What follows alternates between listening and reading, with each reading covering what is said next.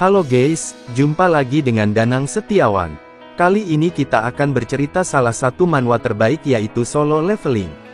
Langsung saja kita mulai, let's go. Manhwa ini menceritakan seorang remaja bernama Sung Jinwoo yang berprofesi sebagai pemburu monster. Dia bekerja sebagai pemburu monster bukan karena suka atau bukan karena kuat, melainkan karena keadaan yang memaksanya untuk menjalani itu semua.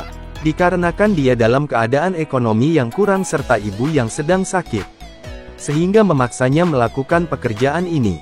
Walaupun dengan tubuh kecil tanpa kekuatan tersebut, Sung Jinwoo dijuluki pemburu terlemah oleh pemburu lainnya. Dia selalu terluka setelah pertempuran. Bahkan walaupun itu hanya gate terlemah. Kali ini pun Sung Jinwoo bergabung dengan party lagi untuk memasuki gate. Party kali ini dipimpin oleh ketua Song Chiyul. Dia dipilih karena dia paling kuat di antara yang lain. Party pun mulai memasuki gate yang sudah terbuka. Gate kali ini memiliki peringkat D. Di gate kali ini pun Sung Jinwoo terlihat terluka dan sedang disembuhkan. Sedangkan temannya yang lain masih bertarung mengalahkan para monster yang ada di dalam gate. Setelah membunuh monster biasanya para pemburu akan mendapatkan inti magis. Semakin tinggi peringkat inti magis, semakin mahal pula harga jualnya. Dikarenakan Sung Jinwoo adalah pemburu yang lemah, dia biasanya hanya bisa membunuh monster peringkat E yang harganya murah, itu pun Sung Jinwoo harus terluka. Setelah mengalahkan semua monster yang tersisa, ternyata salah satu pemburu menemukan pintu gate lain di dalam gate tersebut. Akhirnya party memutuskan untuk memasuki pintu gate tersebut. Mereka berjalan jauh ke dalam, sampai tiba di sebuah ruangan besar yang terdapat patung-patung besar yang sudah berlumut. Sepertinya ruangan tersebut sudah lama tidak dijamah makhluk hidup. Suasana terasa mencekam dikarenakan semua patung seperti menatap mereka. Di tengah ruangan tersebut Tuan Song pemimpin party tersebut menemukan semacam segel. Pemburu yang lain menemukan patung yang sedang memegang suatu naskah dengan tulisan kuno. Salah satu pemburu bisa membaca tulisan kuno itu, dia mulai membaca naskah tersebut. Yang pertama sembah yang mulia, yang kedua puji yang mulia, yang ketiga buktikan kesetiaanmu, dan jika tidak mematuhi, tidak akan keluar hidup-hidup. Setelah dibaca naskah tersebut terlihat mata patung raksasa seperti bergerak dan seketikan suasana sunyi dengan udara dingin yang berhembus. Pintunya pun tertutup rapat dengan sendirinya. Mereka mulai panik dan ada pemburu yang memaksa keluar dari ruangan tersebut. Saat pemburu itu memaksa keluar dengan membuka pintunya, tiba-tiba patung yang ada di samping pintu tersebut bergerak dan menebas pemburu tersebut. Pemburu itu mati dalam sekejap. Peringkat pemburu tersebut adalah peringkat D dan mati dengan mudahnya. Yang lainnya pun seketika menjerit dan ketakutan. Mereka heran kenapa di dalam gate D ini terdapat ruangan aneh dan patung mengerikan yang memiliki kekuatan di atas peringkat D. Sung Jinwoo seketika merasa mendekati kematian. Dia mengingat masa-masa sebelumnya yang sering kali dia berada dalam situasi yang mendekati kematian. Sung Jinwoo pun melihat ke arah patung yang paling besar yang sedang duduk, kemungkinan itu adalah bosnya. Tiba-tiba mata dari bos patung tersebut menyala dan Sung Jinwoo berteriak memperingatkan yang lain untuk merunduk. Benar saja, seketikan patung itu mengeluarkan sinar laser dari matanya. Banyak yang mati karena laser tersebut. Ketua Song Chiyul pun satu tangannya putus terkena serangan tersebut. Sedangkan Healer Team, yang sebelumnya menyembuhkan Sung Jinwoo yang terluka, dia tidak bisa bergerak karena ketakutan. Ketua Chiyul memperkirakan bahwa patung itu adalah monster peringkat S. Mereka pun menyadari isi naskah tadi dan yang dimaksud yang mulia adalah patung besar yang sedang duduk yang tidak lain adalah bos gate ini. Kelompok party kali ini membawa 3 healer untuk menyembuhkan yang terluka. Satu healer mati tak tersisa dan kedua healer sisanya syok karena ketakutan. Mereka untuk sementara diam berhenti untuk mengamati situasi karena jika bergerak mereka akan mati. Seorang pemburu tiba-tiba bergerak dan mencoba kabur. Seketika pemburu tersebut lenyap disapu oleh laser dari mata bos patung tersebut. Sung Jinwoo mulai berpikir, apa yang bisa dilakukan dan bagaimana caranya agar bisa keluar. Kemudian dia menyadari pola serangan dari patung tersebut. Patung penjaga bergerak ketika ada orang yang mendekati pintu keluar, sedangkan bos patung akan membunuhmu jika ada yang bergerak. Dari pola itu Sung Jinwoo coba memahami isi naskah lagi untuk mencari tahu aturan mainnya. Akhirnya Sung Jinwoo mulai bergerak dan mencoba mengikuti aturan dari naskah tersebut. Aturan pertama sembah yang mulia, jadi kita bisa bergerak dengan merunduk, ada batasan tinggi agar bos patung tidak menyerang. Akhirnya semua pemburu merunduk dan bersujud ke arah bos patung. Cara itu pun berhasil, mata bos patung yang bercahaya sebelumnya akhirnya redup, berubah dengan senyuman mengerikan yang tergambar di wajah bos patung itu. Sebagai pembaca pun kita bisa merasakan seramnya ekspresi wajah tersebut. Setelah sekian lama bersujud, salah seorang pemburu mencoba berdiri dan benar saja patung tersebut tidak menembakkan laser lagi dari matanya. Semuanya teriak bahagia, tetapi tiba-tiba bos patung berdiri tinggi menjulang, kebahagiaan mereka sirna dalam sekejap. Mereka mulai panik, dan mencoba menerapkan aturan kedua.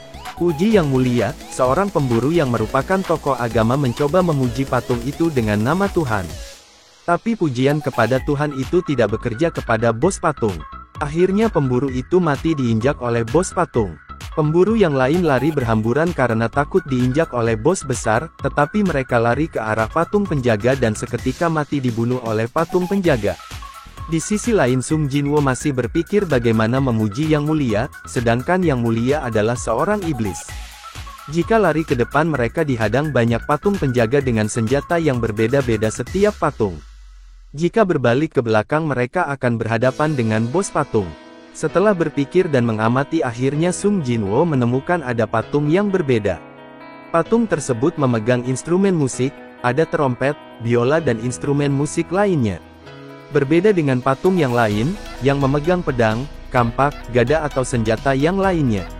Akhirnya Sung Jinwo berteriak agar mereka semua lari ke arah patung yang memegang instrumen musik.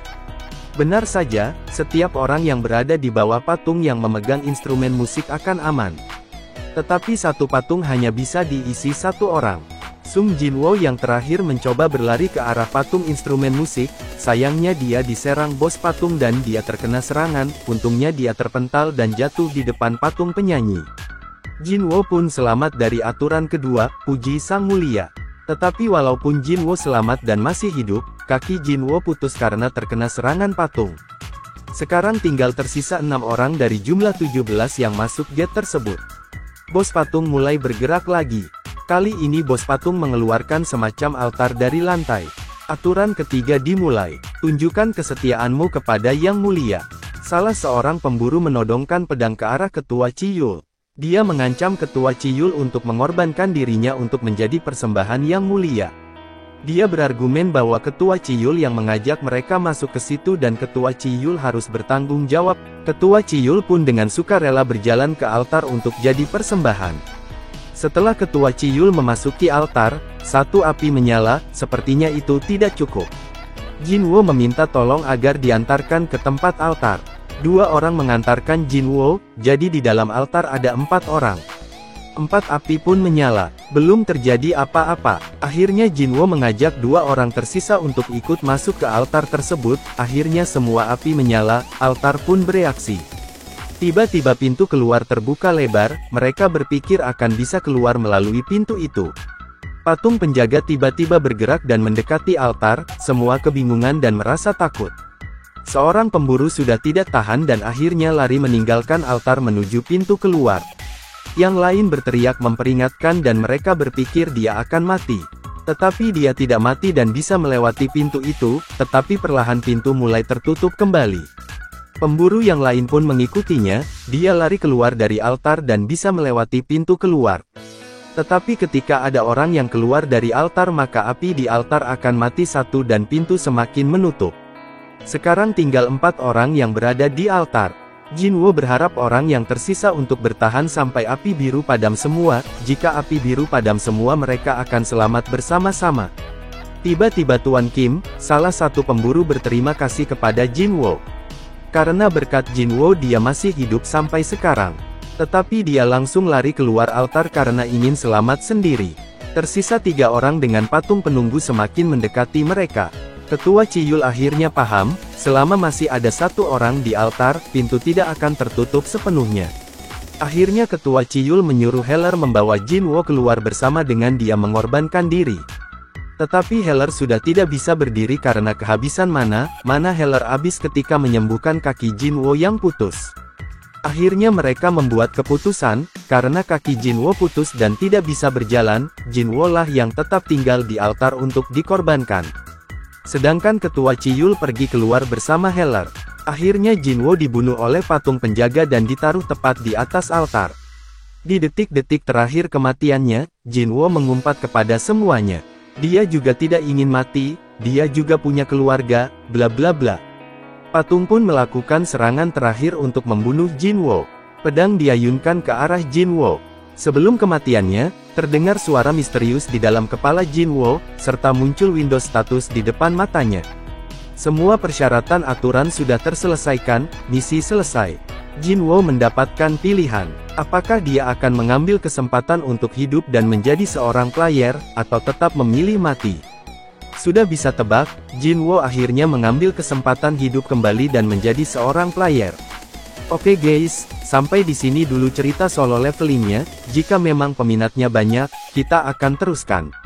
Terus support channel Danang Setiawan, agar rajin untuk upload cerita seru lainnya.